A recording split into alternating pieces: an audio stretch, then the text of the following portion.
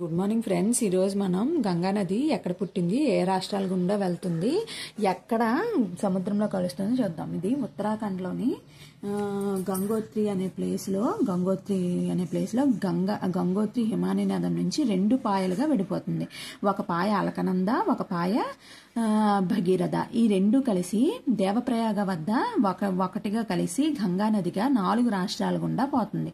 ఒక రాష్ట్రం, ఫస్ట్ రాష్ట్రం ఉత్తరాఖండ్ నుంచి ఉత్తరప్రదేశ్లోకి ఎంటర్ అవుతుంది. ఉత్తరప్రదేశ్ నుంచి బీహార్లోకి ఎంటర్ అవుతుంది. బీహార్ నుంచి వెస్ట్ బెంగాల్లోకి ఎంటర్ అవుతుంది గంగా నది.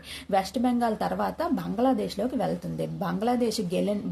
వెస్ట్ బెంగాల్ నుంచి బంగ్లాదేశ్లోకి గెలిండో అనే ప్రాంతం దగ్గర ఎంటర్ అవుతుందండి. అయితే బంగ్లాదేశ్లో గంగా నదిని పద్మా నది అని పిలుస్తారు. ఇదిగోండి, ఇక్కడ రాశారు చూడండి, పద్మా నది. ఈ పద్మా నది అనేది ఇక్కడున్న జమునా నదితో కలిసి మేఘనా నదిగా మారుతుంది. ఈ మేఘనా నది అనేది